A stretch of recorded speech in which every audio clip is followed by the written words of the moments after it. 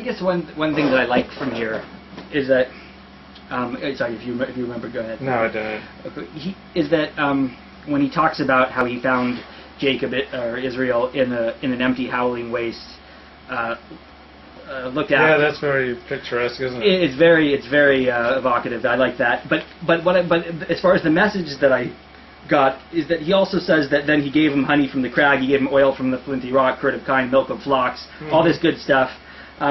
And then he says, you grew fat and gross and coarse. That's how it's translated here. And that really pisses God off. So at first you could read it, well, God, it's your fault. You gave him all this great stuff, and then he got fat on it, and then you get pissed off. Well, what's that about? But to me, it makes sense. It's because there's hope and opportunity in there. It's saying that there's a way to live, because you have to assume then that there's a way that he could have received all those benefits. Israel could have received all this affluence and material, but handled it gracefully, without going fat and coarse and whatever else, fat and gross and coarse. So, you know, that just, to me, was something nice about Judaism. It says that you can do it right. If you do become, if you have material success and you succeed, whatever, there's nothing to judge yet. The question is, do you handle it well? And do you handle it right? And that's nice. I remember what I want to say. I remember I was sitting in shul, and my friend who's been married for more than 20 years was saying, oh, doesn't that girl on the other side of the mechitza look like Nicole Kidman? And I said to him, when I've been married more than 20 years, girls like that will look like Nicole Kidman to me too. She was like the total plain Jane. But my friend has been married forever. He was just dying, Yeah. And it's like she looked like Nicole Kidman to him. Right.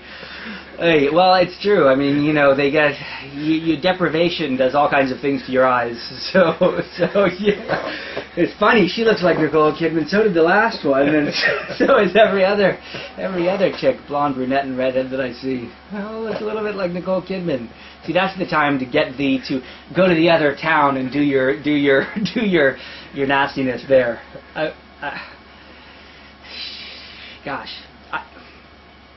What do you think about Elliot Spitzer? Like, he lost his whole political career for hookers. Right. Well, but the funny thing about that is I remember when it happened, and, like, I saw this, I started laughing. I saw this, it was either a news article or, like, a news, TV news thing saying, next, men in power, why do they do it? Like, and I was just like, are you kidding me? Because they can. Yes. They can afford it. Because why do men with power and wealth and influence and accessible to lots of gorgeous women, why do they touch those women? Why does it happen? Like it's just so ludicrous. Like, I directed a porn movie. I directed a porn movie called What Women Want. I got the funding for it. I got the actress for it. I got the guys for it. I rented the room. I got an extra cameraman.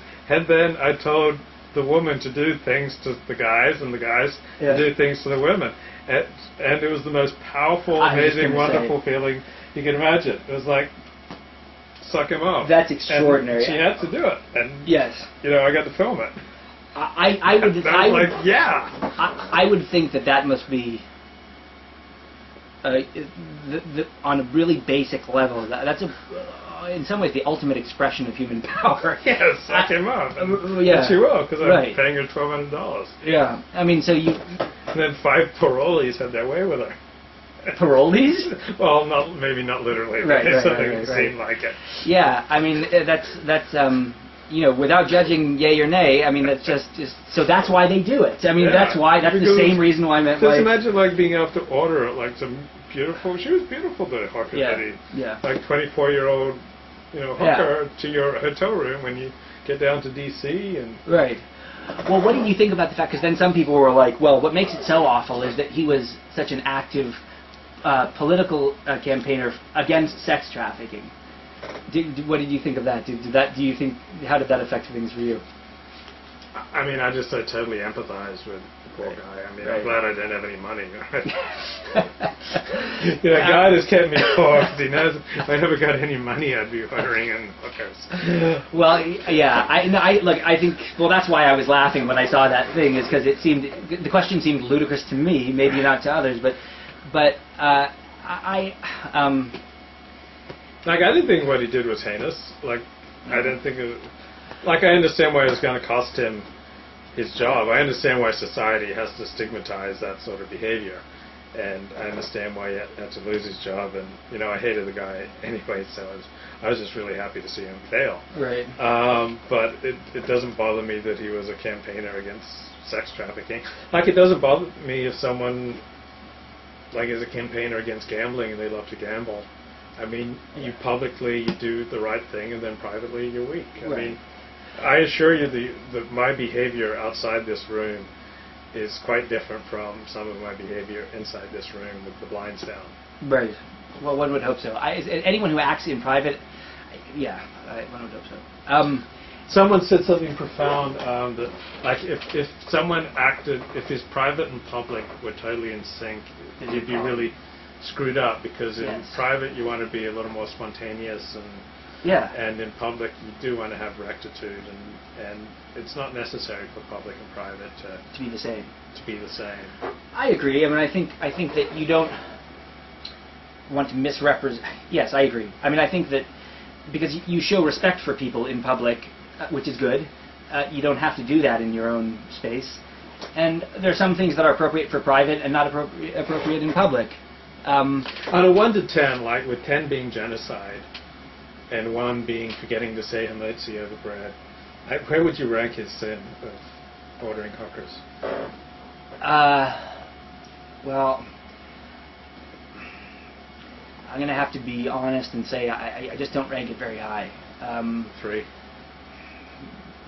Maybe a 3. I'm a little even ambivalent about calling it a sin, because the only... How heinous was his deed? The only way I can evaluate that is, and then it's still none of my business, but is what did it mean in the context of his relationship with his wife? Was their relationship built on the understanding that, hey, you know, Elliot, I don't care. You think I don't? Well, maybe she does care, but okay, we agreed. You get to screw hookers.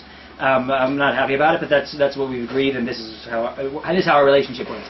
If he broke the confines of that relationship, or then I know I don't want to get into a personal relationship. Maybe I don't want to get into a personal relationship with Elliot Spitzer. Certainly not a sexual one. But what was the sin? I mean, this woman. My understanding of that woman was that this was not only, unlike most women who are trafficked sexually. I mean, this was a hell of a gig for her. She was paid extremely well, and she did it because she wanted to live a lifestyle to which she otherwise would not have access. And he treated her well, she said. He was a little. I sounded like he was a little sexually kooky. I regret that we didn't get the details on that, but not in a way that was off-putting. So what's the sin? I don't know where the sin is. If you were like dictator of the United States and you had the power to remove or keep him in power as governor of New York, and you had to make a decision on that issue, would you have removed him or would you have kept him in power after this came out? If I were the dictator of the United States. No, if his job was to govern the state of New York, yeah. No, I wouldn't have. I would have kept him in power. I wouldn't. I mean, it wouldn't really have. I mean, it depends on what the nature of his job there was. If his job was to be the moral leader, and not even moral leader, if it was to demonstrate specific principles that other people we hoped would emulate, and one of them was don't sleep with hookers, then I would fire him. But just governor of New York. No, then I don't see why. I mean, if it damaged his credibility with the population of New York, then maybe. But how heinous was Bill Clinton's getting blowjobs from Monica Lewinsky on a scale of 1 to 10, with 10 being genocide and 1 being forgetting to say hamotzi? Maybe a 2. Yeah. I just the problem to me is actually that we live in a culture where the news would ask a question like that. Why would a powerful man with access to lots of extraordinary women, why would he touch one of them? And ask it just from, good Lord, how does it happen? And that you would live where that level of what seems to me pig ignorance about human nature is not only out there but newsworthy, because it's that's the problem. I mean, we're asking people to. We're expecting society to comprise something other than human beings. It's weird. It's interesting. This guy was on track to be president of the United States. Yeah. He gave it all up to have sex with hookers. Well, he didn't know he was giving it up. But I mean, if he was thinking rationally.